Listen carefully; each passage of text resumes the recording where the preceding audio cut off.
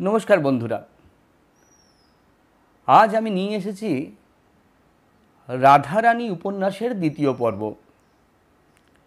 আগের পর্বে আমরা দেখেছি সেই ছোট্ট মেয়েটি, 12 বছরের মেয়েটি, মায়ের শরীর খারাপ হওয়াতে কিছু পয়সার আশায় বনফুলের মালা গেঁথে বাজারে বিক্রি করতে গিয়েছিল রথের দিনে, মহিষের রথে। ফেরার পথে তার দুর্ভোগের কথা, এক অপরিচিত ব্যক্তির সঙ্গে তার আলাপের কথা এবং সেই ব্যক্তির সাহায্য করার কথা আমরা প্রথম পরিচ্ছদে পড়েছি। আমরা প্রায় 150 বছরের পুরনো একটি উপন্যাস থেকে পাঠ করছি এবং সেক্ষেত্রে ভাষার একটা সমস্যা তো আছেই।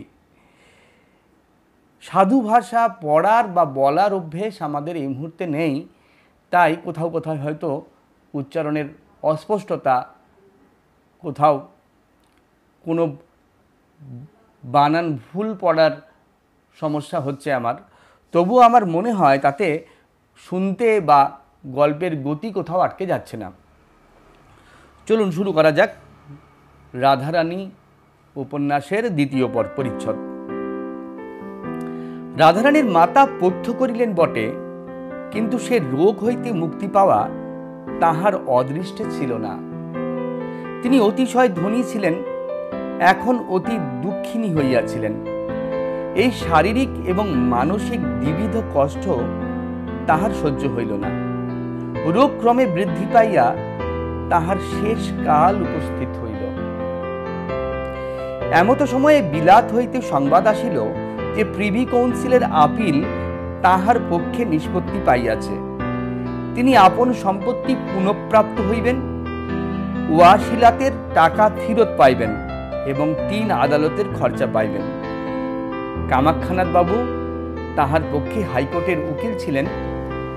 তিনি স্বয়ং এই সংবাদ লইয়া রাধারানীর মাতার কুটিরে উপস্থিত হইলেন। সুসংবাদ শুনিয়া রুগ্নার অবিরল নয়নাশ্রু পড়িতে লাগিল। তিনি নয়নাশ্রু সংবরণ করিয়া কামাখ্যাবাবুকে বলিলেন যে প্রদীপ নিবিয়াছে, তাহাতে তেল দিলে কি হইবে? আমার এই সুসংবাদেও আমার আর প্রাণ রক্ষা হইবে না। আমার আয়ু শেষ হইয়াছে। তবে আমার এই সুখ যে রাধারানী আর অনাহারে প্রাণত্যাগ করিবে না, তাই আমার এই সুখ যে রাধারানী আর অনাহারে প্রাণত্যাগ করিবে না, তাই বা কে জানে?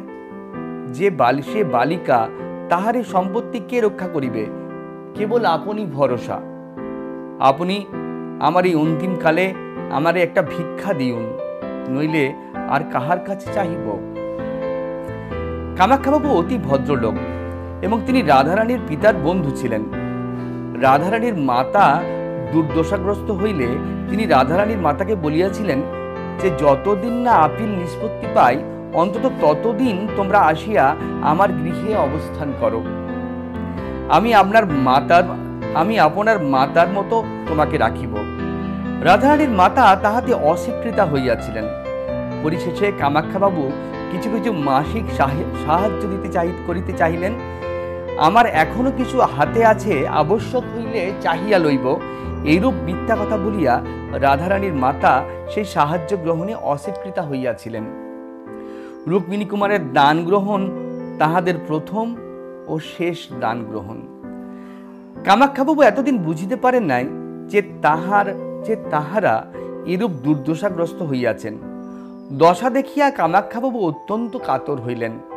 আবার রাধারানীর মাতা যুক্ত করে তার কাছে ভিক্ষা চাহিতেছেন দেখিয়া আরো কাতর হইলেন। বলিলেন, আপনি আজ্ঞা করুন, আমি কি করিব? আপনার যাহা প্রয়োজনীয় আমি তাহাই করিব। রাধারানীর মাতা বলিলেন, আমি চলিলাম, কিন্তু রাধারানী রহিল। এক্ষণে আদালত হইতে আমার শ্বশুরের যথার্থ উইল সিদ্ধ হইয়াছে, অতএব রাধারানী একা সমস্ত সম্পত্তির অধিকারিণী হইবে।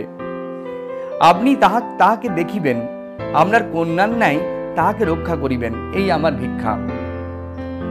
আপনি এই কথা স্বীকার করিলেই আমি সুখে মরিতে পারি।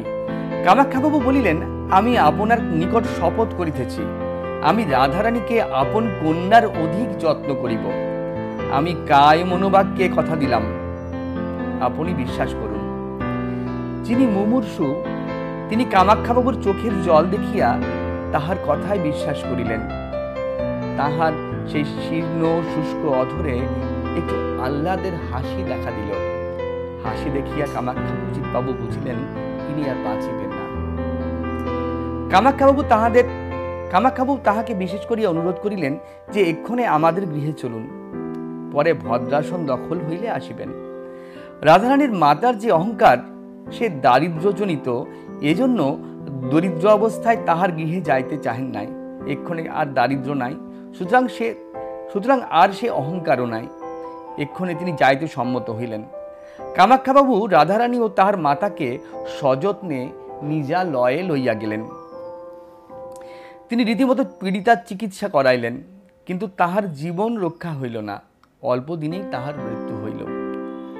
উপযুক্ত সময়ে কামাখ্যাবাবু রাধারানীকে তার সম্পত্তির দখল দেওয়াইলেন, কিন্তু রাধারানী বালিকা বলিয়া তাহাকে নিজ বাটিতে একা থাকিতে দিলেন না, আপন গৃহেই রাখিলেন।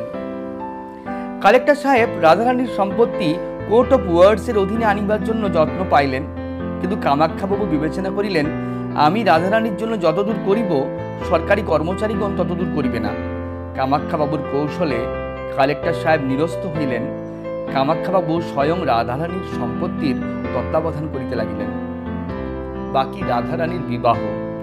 কিন্তু কামাখ্যাবাবু নব্যতন্ত্রের লোক, বাল্যবিবাহে তার দেশ ছিল।